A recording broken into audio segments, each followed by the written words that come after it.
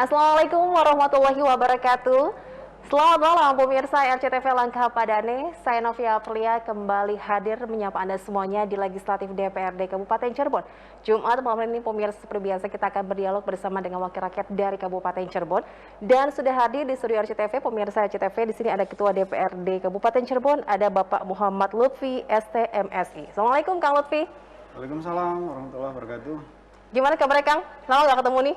Kabarnya istimewa. Istimewa, selalu istimewa ya bersama Kang Lutfi. Oke, lama nih Kang kita nggak ngobrol ya di legislatif nih Kang. Mungkin 3 lebaran kali ya. Oke, lama sekali ya, 3 tahun nanti ya. Oke Kang, update terbarunya apa nih dari DPRD Kabupaten Cirebon selama 1 minggu ini nih ya? Kemarin kita selesai mengesahkan RAPBD 2022. Oke. Selanjutnya konsentrasi mempersiapkan beberapa regulasi yang harus selesai di akhir tahun. Salah satunya Perda PBG, pembangunan izin, pembangunan bangunan dan gedung. Karena berdasarkan Undang-Undang Cipta Kerja, IMB sudah tidak bisa dikeluarkan lagi dan gantinya adalah izin PBG. Oke, itu update terbarunya Kang ya. Baik, kita juga pemirsa untuk dialog malam hari ini sudah melakukan protokol kesehatan yang ketat ya. Dan pastinya untuk Kabupaten Cirebon ini sudah akhir tahun. Jadi ini harus ada ini ya, ekstra kebut nih Kang untuk mengesahkan PR-PR yang tertunda. Bukan ekstra ngebut, kita on track. Oke. Dan kita kan linear, tegak lurus dengan Jakarta. Ketika Jakarta mengambil kebijakan terkait dengan Cipta Kerja, ada beberapa peraturan daerah yang harus segera disesuaikan. Baik. Dan salah satunya adalah soal perizinan terkait dengan IMB yang kemudian dimodifikasi menjadi perizinan bangunan dan gedung. Nah, karena 2 bulan ini ada kekosongan hukum di ruang perizinan, maka kita ingin pastikan di akhir Desember ini selesai dan di awal Januari sudah bisa diundangkan di lebar daerah untuk kemudian teman-teman di perizinan mulai membuka kembali keran perizinan. Itu penting juga nih terkait dengan tema kita malam hari ini ya, terkait untuk pembangunan Kabupaten Cirebon berbasis kewilayahannya. Seperti kita tahu pemirsa, Kabupaten Cirebon ini wilayah yang cukup luas dan memiliki potensi yang sangat luar biasa. Dengan adanya pandemi ini termasuk kayak ini kita terkena dampaknya ya Kang Lutfi ya. Betul. Lalu apa nih strategi yang dilakukan untuk bisa memajukannya? Begini, kita melihat problem makronya dulu, bahwa pasca pandemi, pasca COVID-19, ekonomi luluh lantah. Banyak pengangguran, kemiskinan juga bertambah, dan masalah ini dirasakan oleh semua daerah di Indonesia, bukan hanya di Kabupaten Cirebon. Yang kedua, karena COVID banyak resources yang tersedot untuk dampak penanggulangan COVID. Nah, sekarang pertanyaannya, apa prioritas yang ingin kita dorong di 3 tahun ke depan sampai 2024? Kami memandang bahwa mengurai pengangguran dan kemiskinan menjadi salah satu prioritas yang harus diselesaikan. Karena pengangguran meningkat, kemiskinan bertambah, kemudian solusinya adalah seluruh program yang dibuat oleh pemerintah daerah, termasuk government investment-nya, investasi pemerintah yang ada di APBD, harus bisa mengurai masalah pengangguran dan kemiskinan. Nah, programnya bagaimana, strateginya apa, dan bagaimana program dan strategi itu bisa berdampak langsung terhadap penciptaan kesempatan kerja. Dengan penciptaan kesempatan kerja, maka pengangguran akan berkurang. Pengangguran berkurang, kemiskinan akan berkurang. Ini yang akan kita dorong. Nah, kaitannya apa dengan pembangunan berbasis kewilayahan? Kita sudah perlu untuk mengintegrasikan semua giat pembangunan. Dan kita juga sudah mulai harus bisa mengukur dampak dari pembangunan itu gitu. Kalau pembangunan dilaksanakan secara sektor, masing-masing jalan sendiri, dan satu dengan yang lain tidak saling terkait, maka kita akan susah mengukur dampaknya. Contoh sederhana begini, APBD Kabupaten Cirebon kurang lebih 3,5 triliun. Nah, 3,5 triliun ketika itu diintegrasikan, dampak penciptaan kesempatan kerja setiap tahunnya berapa banyak? Ketika itu tidak bisa dihitung, kita akan sulit untuk mengukur apakah pembangunannya sudah efektif atau belum gitu kan. Tapi ketika dampak direncanakan dari awal bahwa pengangguran hari ini 180.000 orang, 11,42%. Kita ingin kurangi sampai angkanya bisa ditekan di 100.000 orang misalnya. Berarti kan harus ada penciptaan 80.000 kesempatan kerja baru. Betul. Kita ukur programnya gitu. Dan kita lihat strategi yang paling tepat apa. Nah, salah satu yang menurut kami efektif untuk mengurai itu adalah mendorong sektor pariwisata dan mendorong sektor industri. Ketika kita mendorong sektor ini, kita harus lihat base wilayahnya. Ada beberapa kecamatan di Kabupaten Cirebon yang cocok untuk didorong di pengembangan ruang pariwisata. Ada beberapa daerah kecamatan yang cocok untuk pengembangan industri. Nah, langkah selanjutnya adalah kita perlu mengurai kira-kira wilayah yang potensi pariwisatanya baik, destinasinya baik, kemudian potensinya juga memungkinkan untuk didorong. Kita lihat kendalanya apa, nah baru kita susun programnya untuk mengurai kendala itu. Oke, betul. Jadi kita ingin tahu juga nih seperti apa juga untuk kawasan pariwisata di Kabupaten Cirebon. Tapi di tengah pandemi ini juga kita patut berbangga karena Kabupaten Cirebon meraih penghargaan ya Kang Lutfi ya. Iya. Oke, ini masuk ke 50 ini ya Desa Wisata Indonesia. Luar biasa ya Kang. Ya, betul. Bangga sebagai warga Kabupaten Cirebon juga Kang. Bangga dong, pakai banget. Pagi ini mendapatkan penghargaan dari Kementerian Pariwisata. Oke, dari ini Pak Sandiaga Uno. betul, juara 2 untuk konten kreatif di Anugerah Desa Wisata Indonesia. Menurut Kang Lutfi, untuk wilayah Kabupaten Cirebon, apakah hanya Gegesik Kulon saja nih yang bisa dijual untuk bisa menarik wisatawan? Nah, begini, kita punya beberapa potensi. Cirebon itu kota tua. Kalau lihat umurnya udah hampir 500 tahunan. Kota tua itu biasanya identik dengan budaya yang kuat, karakter budayanya kuat, karakter kulinernya kuat. Nah, dan banyak prasasti yang mempunyai nilai budaya garis miring pariwisata tinggi. Beberapa keunggulan-keunggulan itu sebenarnya bisa dijadikan sebagai magnet pariwisata. Salah satunya kawasan Batik Trusmi, kawasan Gunung Jati, kemudian kawasan pariwisata pegunungan di daerah Beber, Sedong, gitu, Greget, gitu. Dan ada juga beberapa kawasan pariwisata lain yang menurut saya menarik untuk didorong dan dikembangkan. Sekarang pertanyaannya kan begini, bagaimana pariwisata bisa menyelesaikan pengangguran dan kemiskinan? Saya mengambil ilustrasi sedikit ya. Setiap hari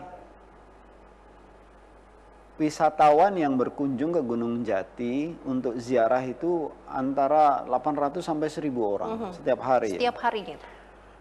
Tapi kita menahan wisatawan itu lebih dari 3 jam untuk stay di Kabupaten Cirebon sulit. Kenapa? Karena tidak ada magnet yang membuat mereka harus bertahan gitu. Mereka datang, kemudian ziarah, setelah ziarah ngopi, ngerokok sebentar, setelah itu pulang. Nggak lebih dari 3 jam. Jadi hanya sesaat gitu ya Kang ya? Masalahnya di mana? Masalahnya dampak ekonomi yang dimunculkan menjadi tidak signifikan. Sekarang kalau pariwisata yang dikejar itu mereka belanja, mereka buang uang. Mereka datang berwisata, buang uang, dan uangnya itu menjadi penggerak ekonomi.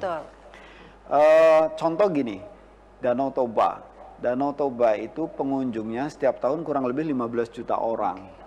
Kalau satu orang membelanjakan 1 juta rupiah karena harus menginap, harus transportasi, makan, biaya masuk wisatanya, 1 juta satu orang kali setahun 15 juta kunjungan. Ada uang berputar di Danau Toba itu per tahun 15 triliun. Luar biasa. Sekarang kalau misalnya kita per hari yang ke Gunung Jati 1.000 orang, berarti setahun 350.000 orang. Kalau yang dibelanjakan hanya kopi saja, 20.000 kali 350.000 nggak lebih dari Oke, baik. 6 miliar yang berputar, sedikit sekali gitu. Jadi Nah, apakah karena kekurangan fasilitas atau sarana prasarana? nah, ini yang menurut saya kita harus melihat ini sebagai suatu konsep kewilayahan.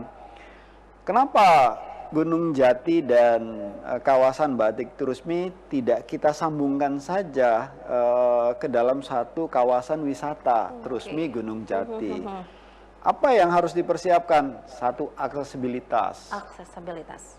Di sebelah Gunung Jati itu ada Waduk Wanakaya. Kalau Waduk Wanakaya itu kita perbesar, kemudian kita bikin beberapa fasilitas wisata, air, menarik untuk jadi destinasi kedua. Kemudian kita juga bisa buat misalnya tempat manasik terbesar sejauh barat. Tapi aksesibilitasnya harus kita pastikan nyambung dulu nih dari kawasan Batik Trusmi ke Gunung Jati.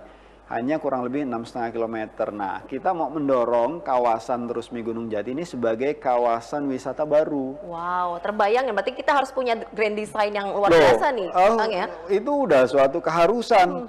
Masa kalah dengan pemerintahan desa? Siap. Ini kabupaten, kalau nggak punya grand design, berarti satu langkah lebih mundur daripada desa Gegesik yang hari ini sudah bisa menjadikan desanya sebagai desa wisata kelas nasional. Terbaik, itu 50 desa terbaik. 50 desa terbaik. Nah, target kita di pemerintah kabupaten menyiapkan desainnya untuk mengkapitasi potensi pariwisata yang ada di Batik Trusmi, kawasan Batik dan kawasan Gunung Jati.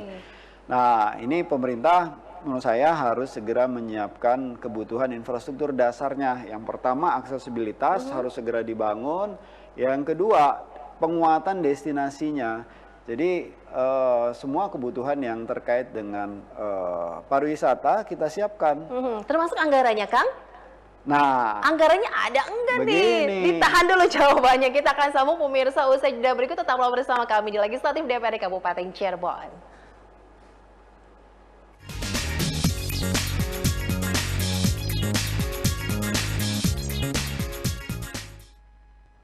Kami kembali untuk Anda pemirsa di Legislatif, masih bersama dengan Kang Lutfi, Ketua DPRD Kabupaten Cirebon. Silakan untuk pemirsa yang bergabung bersama kami, gunakan line telepon di 0231482138. Malam hari ini kita akan berbincang pemirsa terkait pembangunan Kabupaten Cirebon berbasis kewilayahan. Ini fokus untuk kawasan pariwisata. Tadi disampaikan bahwa kita harus memiliki grand design yang luar biasa nih Kang. Jangan sampai kalah dengan pemerintahan di desa. Itu pemerintah Kabupaten Cirebon. Betul. Didukung juga dengan anggaran yang besar pastinya. Bagaimana Kang? Kalau kita ya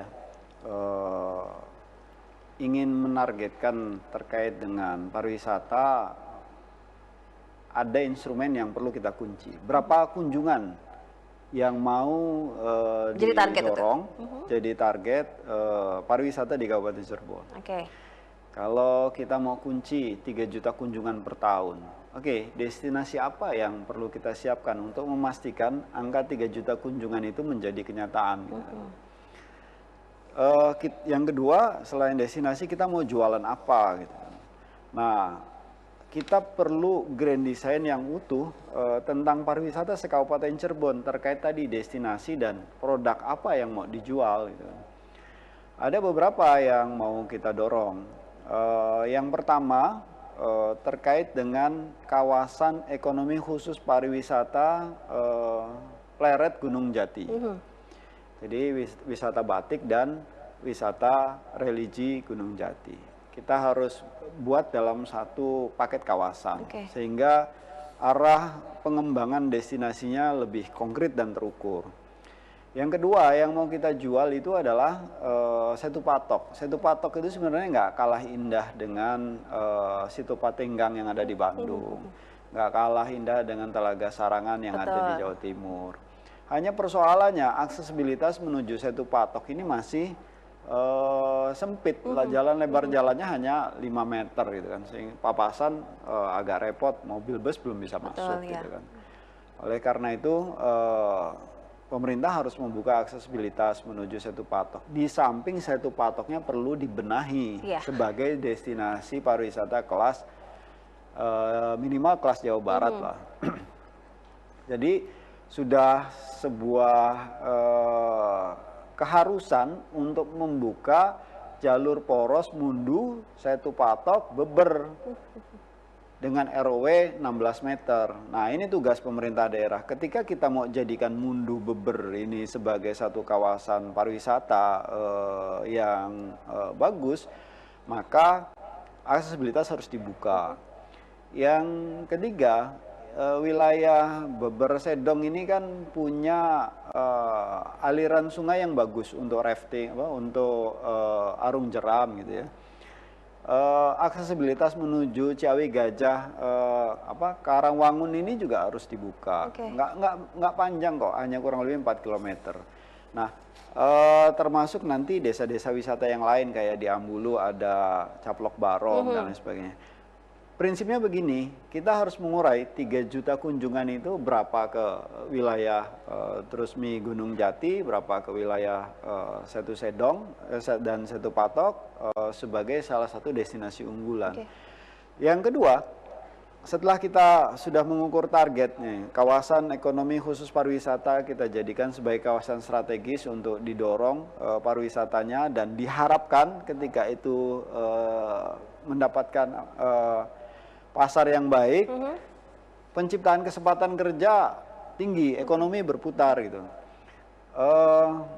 Yang perlu dipikirkan selanjutnya adalah kira-kira apa investasi pemerintah yang harus dilakukan di sana. Tadi udah kita bicarakan soal aksesibilitas. Ketika harus membangun panjang jalan 20 km, membuka 2 akses itu, atau taruhlah sampai 30 km, berapa biaya yang harus kita siapkan? Kalau per kilometer 4 miliar kali 30 berarti 120 miliar. Tapi barangnya konkret gitu. Aksesibilitas terbuka. Yang paling penting adalah mindsetnya harus dirubah, bahwa untuk mendorong sesuatu itu tidak melulu harus anggaran. Pemerintah daerah punya kekuasaan, punya regulasi, bisa mengajak investor, pihak ketiga untuk mengembangkan destinasi. Tapi problemnya, investor ini butuh keberpihakan dari pemerintah daerah untuk memastikan ekonomi berputar. Kalau nggak ada keberpihakan akan sulit gitu. Siapapun yang dari pihak swasta yang akan berinvestasi. Keberpihakan seperti apa nih, Kang Lutfi? Yang pertama soal aksesibilitas.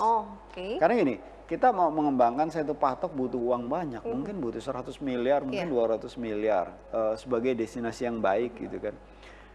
Tapi problemnya kalau pemerintah nggak mau bangun jalan sebagai akses menuju Setu Patok, mereka akan susah menjual barang ini. Kalau hanya memviralkan bisa, tapi kan harus kita butuh juga standar, standar regulasi, standar aksesibilitas yang baik gitu kan.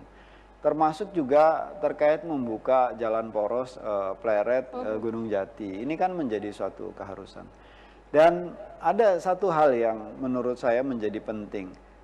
Sebelum pariwisata didorong, sampah harus selesai. Permasalahan sampah. Nggak mungkin mereka nyaman untuk berwisata di Kabupaten Cirebon, sedangkan sampahnya masih belum terkendali. Ini masih menjadi permasalahan nih ya. Masa orang datang keluar dari tol Plumbon, kiri kanan dipertontonkan oleh pemandangan sampah liar. Ini kan persoalan juga. Jadi memang saling kait-mengkait. Tapi ketika kita punya visi yang jelas, arah kebijakan yang jelas, kita bisa pastikan ini terurai dan kemudian kita bisa berprogres tahap demi tahap. Tidak mungkin semuanya langsung jadi kan. Kita butuh waktu juga. Gitu. Tapi ini berkaitan dengan permasalahan sampah, kemudian juga faktor pendukung lainnya ada perbaikan infrastruktur jalannya. Pasti. Itu. Jadi semua harus dibenahi ya Kang Lutfi ini ya. Betul. Kita punya ada Batu Lawang. Pengembangannya kan sudah banyak, tapi itu yang sudah ada, tapi mungkin promosi sudah bisa melalui media sosial ya Kang. Kendala lainnya itu yang dihadapi di Kabupaten Cirebon ya? Kalau promosi, saya belajar dari Bukit Cinta Anti Galau-nya Ujang Bustomi. Terlepas dari persoalan-persoalan dunia goibnya gitu kan. Ujang Bustomi sudah membuat karya. Bukit Cinta Anti Galau, dan karya itu diakui, dan saya mengapresiasi apa yang dilakukan Ujang Bustomi. Yang kedua, dia punya kekuatan media sosial yang bagus gitu. Ketika konten-kontennya dia viralkan melalui media sosialnya, akhirnya orang cepat mengenal bahwa, oh ternyata ada destinasi yang menarik untuk selfie. Betul. Dan untuk mengurai terkait dengan wisata alam. Karena di tempat Bukit Cinta Antigalo itu kita bisa melihat satu patok secara Dari atas itu ya, Kang ya? secara view-nya secara utuh gitu. Oke. Dan ini tempat yang menarik buat selfie. Saya berpikir ketika kita bisa mengkapitasi satu patok menjadi lebih berkembang lagi dengan membuka aksesibilitas, ekonomi akan berputar. Oke. Dan ketika ekonomi berputar, banyak yang mendapatkan manfaat. Gitu kan. Lapangan pekerjaan baru gitu kan. Kemudian juga peningkatan ekonomi di wilayah tersebut juga pasti akan meningkat. Jadi apa kaitannya dengan pemerintah desa, dengan pemerintah daerah juga ini, apakah kita perlu kurangnya koordinasi nih Kang? Ilustrasi. Kalau koordinasi saya kira sudah mulai ketemu tracknya ya. Tinggal bagaimana kita konsisten dan terus untuk berkomitmen mewujudkan itu. Nah, yang menurut saya menarik untuk jadi ilustrasi begini. Saya pernah ngobrol dengan ibu-ibu di Losari gitu ya. Ketika acara ngumpul gitu ya. Saya tanya, Bu, suaminya kerja di mana? Kerja di Tangerang, Kang. Di Tangerang. Saya kira ini suami ibu pasti kerjanya di pabrik karena Tangerang kan daerah industri. Nah, nanti kita akan bicara soal industri. Iya. Kemudian si ibunya jawab, enggak Kang, bukan di industri, bukan di pabrik, tapi jadi tukang sol sepatu keliling. Oke. Saya bilang, Ibu kalau jadi tukang sol sepatu keliling di kota Cirebon aja, ngapain jauh-jauh, tiap hari bisa pulang. Saya bilang, udah dicoba Kang, 3 bulan, tapi nggak laku Kang. Saya mikir, ini jual jasa sol sepatu keliling di kota Cirebon nggak laku. Kalau nggak laku berarti nggak ada pembelinya. Jadi kenapa bedanya dengan Tangerang? Di Tangerang karena kawasan industrinya berkembang, kalangan menengah ke bawah punya uang dan ada pasarnya gitu. Artinya banyak uang berputar di Tangerang yang bisa menciptakan pasar. Intinya adalah uang berputar. Ada ilustrasi kedua yang sering saya sampaikan di tempat lain. Saya punya teman developer. Mas sedang bangun di mana? Dia bilang sedang bangun di Indramayu. Kenapa nggak bangun di tempat yang lain, di kota Cirebon, di Cirebon atau di ini? Lebih gampang jual di Indramayu, Kang. Lebih gampang? Ada Saya apa tanya, gitu ya? kenapa bisa begitu? Siapa pembelinya? Itu teman-teman TKI, mereka punya kemampuan bayar bulanan, karena tiap bulan kirim uang gitu. Mereka bahkan banyak yang mampu beli cash. Ini maknanya apa? Maknanya ada duit masuk ke Indramayu dan berputar di Indramayu gitu kan. Apakah di Intinya Kabupaten Cirebon devisa. tidak begitu, Kang? Nah, sekarang pertanyaannya bagaimana cara membuat duit masuk ke Kabupaten Cirebon, termasuk Jaya Majakuning lah. Ada 2 pilihannya, 1 sektor pariwisata, 2 sektor industri. Kita dorong. Jadi wisatawan yang datang dia akan buang uang di Kabupaten Cirebon. Nah, uang yang dibuang ini akan berputar gitu kan. Bisa juga kita dorong pertanian, tapi persoalannya kita belum punya solusi untuk air yang memadai di Cirebon Timur. Oke, kenapa kita kalah nih? Kita nggak boleh kalah ya, Kang ya? Berarti harus ada yang dibenahi ini. Ini dari kawasan pariwisata dan kawasan industri kita juga kan luar biasa luas ya untuk zona industri di Kabupaten Cirebon ya. Oke, kita akan ngobrol pemirsa soal pengembangan untuk kawasan industri di Kabupaten Cirebon, tapi kita harus jeda, tetaplah bersama kami.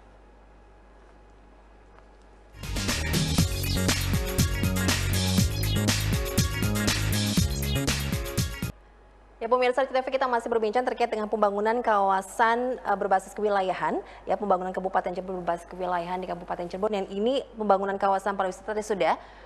Sekarang pembangunan kawasan industrinya. Kita tahu zona industri di Kabupaten Cirebon kurang lebih ada 10.000 hektar tersebar di wilayah barat dan timur, Kang. Ini termasuk kita luas lah apa ya? Ada banyak ya yang bisa dikembangkan di wilayah kita nih. Dari zona industrinya seperti apa nih, Kang? Kang Lutfi melihatnya. Yang pertama, kenapa industri harus didorong? Ada ilustrasi sederhana yang bisa menggambarkan kenapa kok kita harus dorong industri. Di Cirebon Timur, di Kecamatan Ciledug dan Pabedilan, ada 3 industri yang masuk, PT Long Ridge, PT Long Ridge. Taekwang, dan Shinli. Ini industri padat karya, bikin sepatu, New Balance, Reebok, dan Nike. Nah, mereka rencana akan menyerap 100.000 tenaga kerja. Kalau kita hitung-hitung, tahap awal mungkin 50.000 tenaga kerja saja. Setiap bulan perusahaan harus membayar gaji UMR 2 juta. 2 juta dikali 50.000 orang pekerja buruhnya. Berarti perusahaan harus membayar setiap bulan 100 miliar. 100 miliar. Nah, 100 miliar ini dibayarkan dan kemudian uangnya berputar. Berputar karena si buruh ini butuh makan, butuh sembako, butuh bayar kredit motor, butuh buat wisata, butuh buat transportasi, bahkan sampai pedagang cilok yang mangkal di depan PT Taekwang itu kebagian rezeki dari 100 miliar. Kenapa? Karena yang kerja buruhnya beli cilok, gitu. Ciloknya laku gitu kan. Akhirnya dia punya keuntungan, bisa menghidupi keluarganya. Nah, uang berputar di Kecamatan Pabejilan Ciledug yang 100 miliar setiap bulan ini menggerakkan ekonomi kewilayahan. Di samping secara konkret menciptakan lapangan pekerjaan. Nah, ini yang mau kita dorong.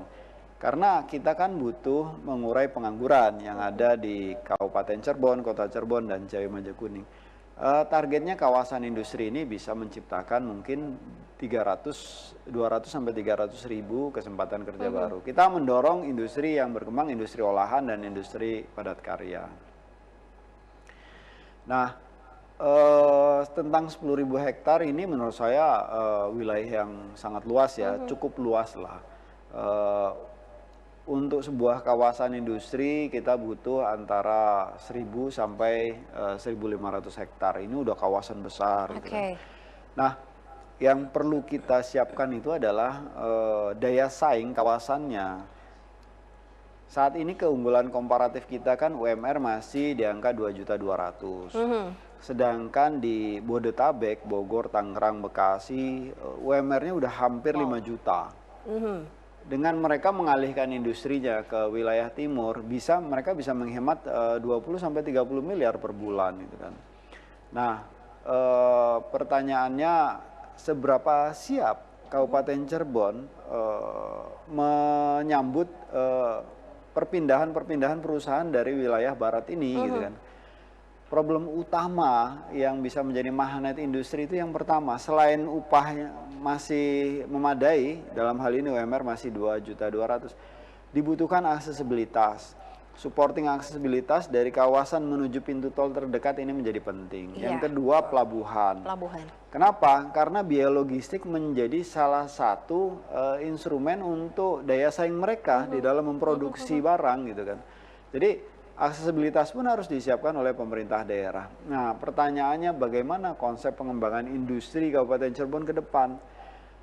Hari ini Tegal dan Brebes sudah sangat menggeliat untuk mengakselerasi industri. Ada 400 perusahaan baru yang sudah masuk ke daerah itu, Tegal Brebes itu. Kalau kita tidak mempersiapkan diri, maka kita akan tertinggal gitu. Jadi penting untuk menyiapkan kawasan yang memadai untuk pengembangan industri itu. Oke, sejauh ini pemerintah daerah bagaimana? Dulu kita sempat ada pertemuan untuk peningkatan komitmen bersama, peningkatan investasi, Kang. Bagaimana nih untuk perjalanannya? Kalau rata-rata investasi di Kabupaten Cirebon setiap tahun kan angkanya antara 1,5 triliun sampai 2 triliun. Ini terlampau kecil untuk mengakselerasi pertumbuhan di atas 8%. Kita perlu dorong investasi ini sampai ke 20 triliun setiap tahun dalam banyak bentuk sektor industri gitu ya. Nah, apa langkah yang harus dilakukan? Langkah yang harus dilakukan kita siapkan desain tata ruangnya. Tata ruang, oke. Selain tata ruang ya kita siapkan terkait dengan regulasi kebijakan infrastrukturnya. Baik, oke. Izinkan kita angkat telepon dulu ya Kang ya. Baik. Halo, selamat malam Legislatif. Halo, selamat malam Legislatif. Halo, silakan dicoba kembali di 0231482138. Halo, selamat malam. Halo, selamat malam. Ya, selamat malam, dengan siapa di mana ini? selamat malam Pak. Halo, Bapak Assalamualaikum. di mana? Assalamualaikum. Waalaikumsalam. Dengan siapa ini Pak? Ya, dengan Maulana Bu Oke, Pak Maulana. Di mana Pak? di Cirebon. Oke, silakan Pak Maulana. Baik, selamat malam. Assalamualaikum. Pak Waalaikumsalam. Ketua Dewan. Waalaikumsalam warahmatullahi wabarakatuh. Pak, saya melihat judul untuk malam ini sangat menggembirakan Pak, tentang berbasis kewilayahan untuk Kabupaten Cirebon membangun. Apalagi kita tahu bahwa Bapak sudah menyiapkan mengenai lahan untuk kawasan industri untuk pergerakan pendapatan per kapita masyarakat kita Pak. Nah, saya harapkan mungkin ini juga harus juga berimbas pada masalah kesiapan infrastruktur industri, terutama air bersih Pak. Nah, karena air bersih ini juga menyangkut kepada pariwisata. Nah, yang paling yang saya rasakan ini melihat adanya contohnya di Suparat Pak. Itu kan banyak hotel-hotel kita yang sekarang ini kan juga sudah kita siapkan gitu Pak di sana. Nah, kemudian masalah air itu menjadi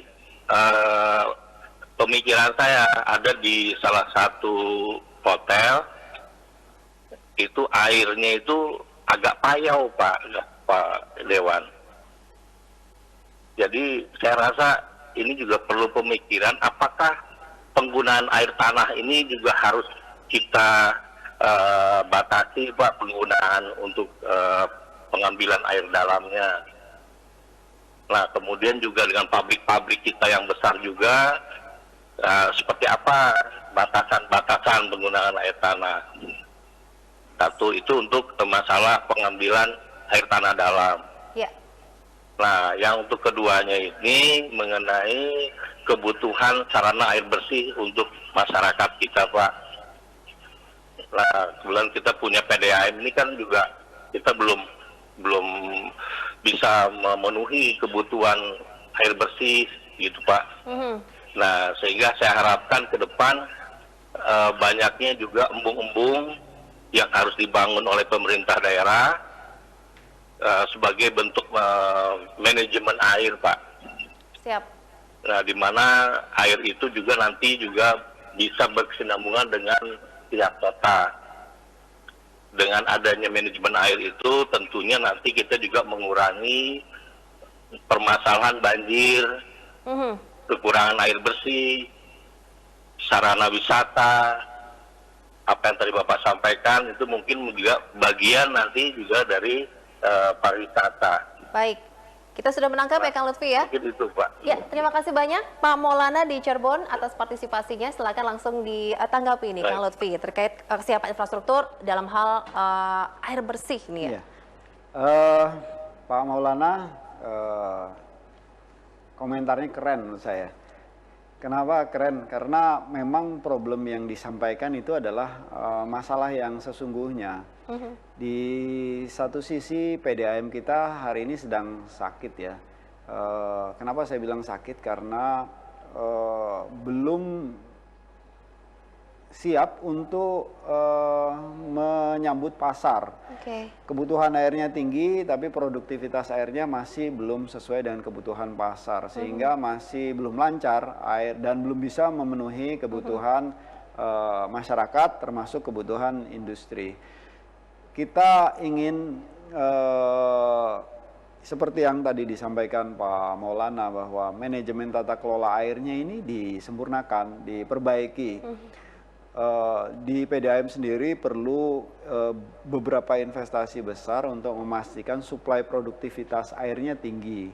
Saya melihat masih banyak potensi-potensi yang belum dioptimalkan di PDAM dan kita minta dalam 3 tahun ke depan bisa memastikan produksi air meningkat. Kalau hari ini kan produksinya masih 10 juta kubik per tahun, dan ini harus kita dorong sampai ke 15 juta untuk memastikan bisa memenuhi kebutuhan pasar. Di sisi lain, 35% produktivitas air itu masih bocor.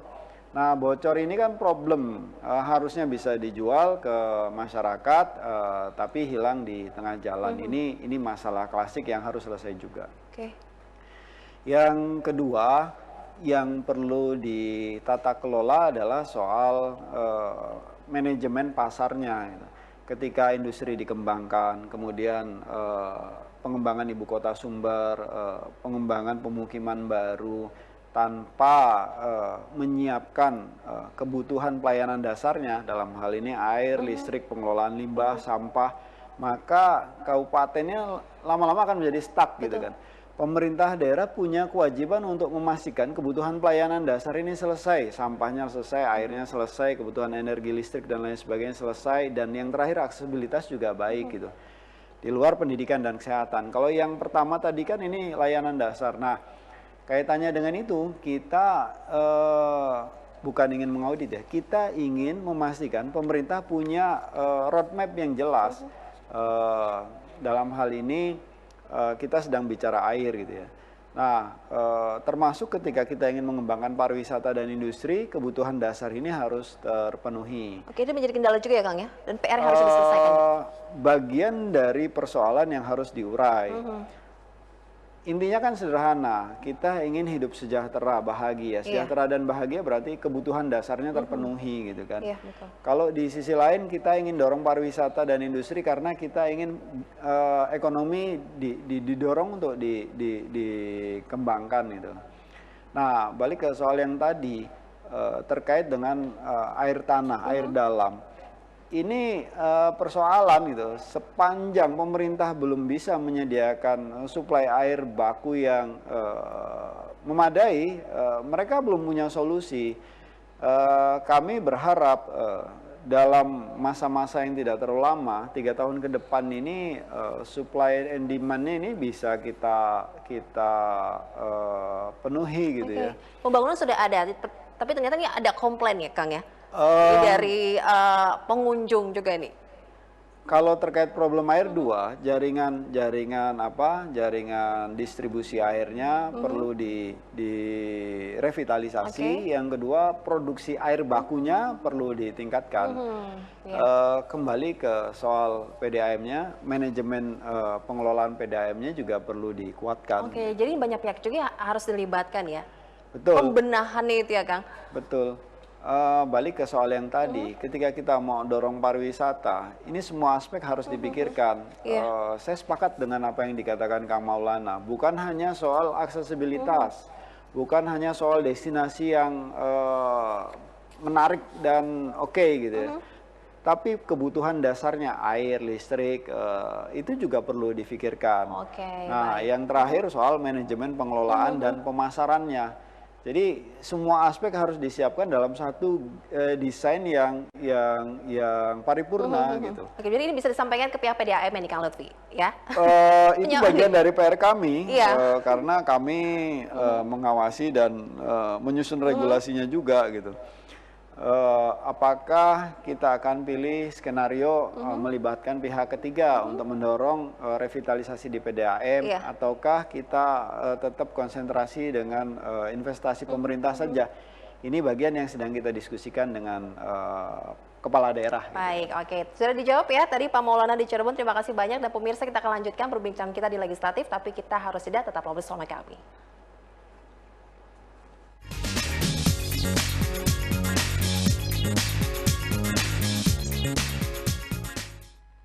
Terima kasih Anda masih bergabung bersama kami Legislatif. Pemirsa, malam hari ini masih berbincang bersama dengan Ketua DPRD Kabupaten Cirebon, ada Kang Lutfi. Kang Lutfi, tadi kita juga mau ucapkan terima kasih sebelumnya pemirsa untuk Pak Maulana di Cirebon yang sudah berpartisipasi. Balik lagi Kang, ini terkait dengan pengembangan kawasan industri di Kabupaten Cirebon. Kita ada wilayah barat dan wilayah timur yang menjadi wilayah yang dijadikan sebagai zona industri. Ya. Di wilayah barat ada kawasan Plumbon sebagai zona industri yang ditetapkan di RT RW. Nah, kita belajar dari persoalan pengembangan kawasan Plumbon. Pemerintah Kabupaten Cirebon menurut saya terlambat di dalam menyusun rencana detail tentang kawasan Plumbon. Sehingga industri yang hari ini berkembang ini bercampur dengan pemukiman, industri pemukiman sawah, industri pemukiman sawah, industri pemukiman sawah. Jadi antara industri dengan pemukiman bercampur-campur gitu. Kenapa bisa begitu? Karena memang desain awalnya tidak difokuskan pada satu kawasan saja gitu. Karena waktu itu kawasan industrinya luas, akhirnya pertumbuhan industrinya jadi mencar-mencar. Terkait rencana di tata ruangnya itu terlambat, Kang? Terlambat untuk ukuran pembangunan tahun 2000 kan. Industrinya sudah mulai muncul di Plumbon sejak tahun 2000.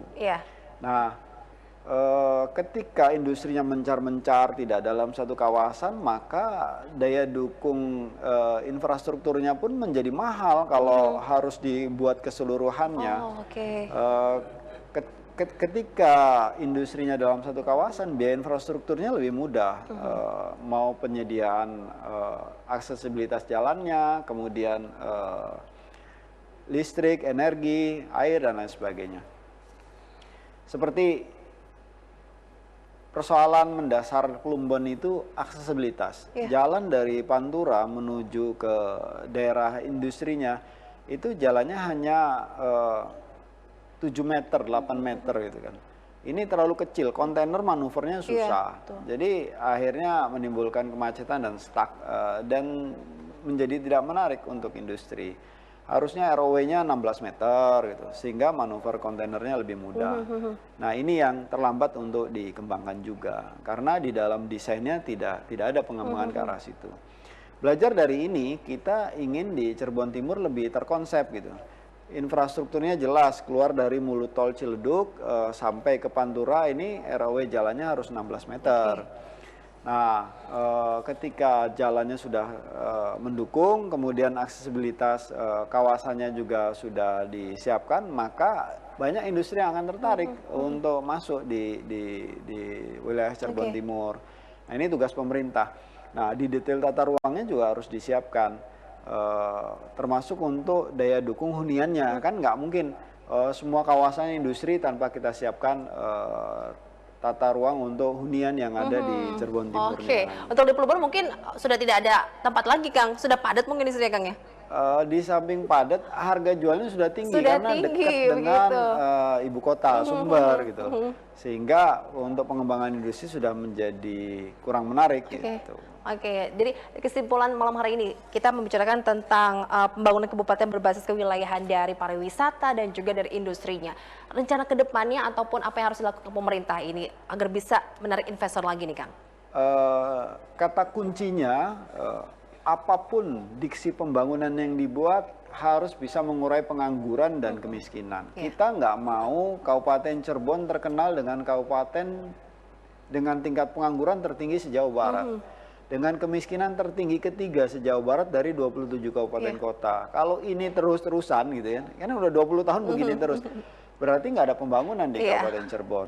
Nah, pembangunan yang akan kita dorong, mau berbasis sektor, mau berbasis kewilayahan, kita harus pastikan bisa mengurai pengangguran. Target kita ya minimal kita tingkat penganggurannya di bawah 8% gitu kan. Nah, kemiskinan pun demikian. Artinya apa yang harus disiapkan? Pembangunan harus bisa menciptakan lapangan kerja. Pembangunan harus pro kepada penciptaan kesempatan kerja. Dan kita berharap semua pilihan-pilihan strategi pembangunan, mau dari pariwisata, mau dari sektor industri, perdagangan jasa atau pertanian, bisa memastikan itu terjadi. Jadi kita harus saling berkolaborasi juga, menguatkan kami saja di legislatif ini kan bersinergi dengan pemerintah daerah. Jadi kita ingin pastikan masyarakat Kabupaten Cirebon, Jayu Majakuning bisa. Tapi kita lebih baik. optimis ya Kang, bisa itu ya. Sangat Harus, optimis. baiklah. Baik Kang Lutfi, terima kasih banyak atas waktunya memberikan Sama-sama. informasi kepada kita semua di sini pemirsa. Kita harus akhiri perbincangan kita malam hari ini. Semoga apa yang disampaikan bermanfaat dan tetap semangat untuk kita semua dan juga legislatif, eksekutif semuanya bersatu ya Kang untuk kemajuan di wilayah Kabupaten Cirebon. Saya Novia Aprilia harus pamit, sampai jumpa. Wassalamualaikum warahmatullahi wabarakatuh. Ada Pak Teguh.